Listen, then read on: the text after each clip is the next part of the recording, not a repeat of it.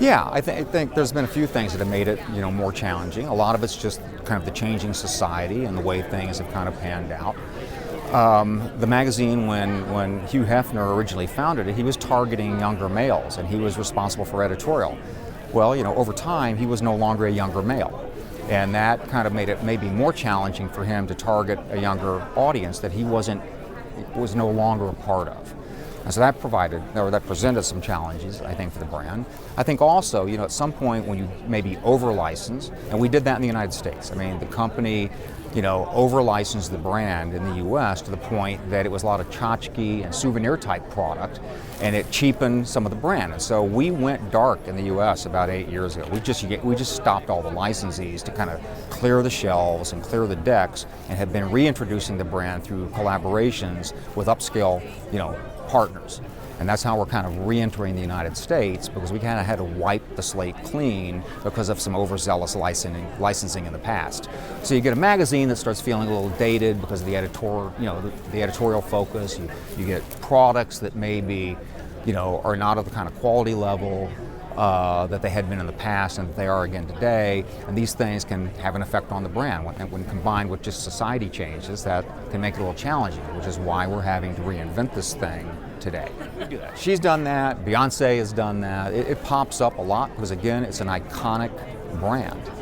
And I think, to the point you made just a few minutes ago, in the end, people still kind of root for the Playboy brand in a lot of ways. They still can remember, and they still, it's so iconic. People still have or view it in a fairly positive, maybe very positive way for something that was cool and fun, sophisticated and sexy.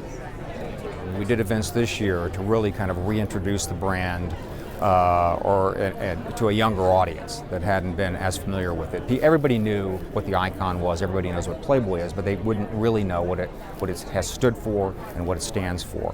And so we went after a much younger, a more female audience to really get out in front of that audience, out in front of influencers as well. Over time, I think those events, they could be in anything. They could support products, they could support, kind of editorial points of view. They could simply be big parties as well, so people can come and just have a really good time. Also, right? They could be conferences like this, conferences that might really be focused on First Amendment rights and freedom of speech. There's a lot of opportunities we've been discussing for the future, but for this year, it's really getting the brand in front of a younger and female audience. We leveraged the magazine's popularity early on to create a lifestyle brand that allowed us to create and produce a lot more revenue streams and not be dependent on the magazine. It's now a quarterly kind of coffee table, very upscale coffee table book. We don't take advertising anymore. It's as much as anything a brand marketing piece. The most prevalent revenue stream brand for Playboy today is licensing revenue. That's by far the largest. We're doing over $3 billion a year at retail, and we're being paid royalties off those revenue streams. And so that's the most prominent.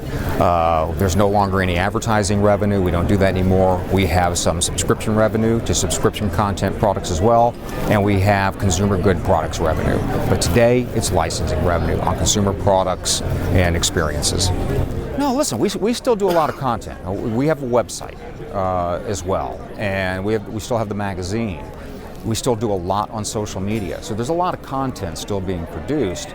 But again, it really goes around kind of those core values and themes, and we use it really to keep promoting the type of pleasure-seeking, free, egalitarian sort of lifestyle. I mean, that's really, that editorial content is essentially defining and reinforcing the brand point of view.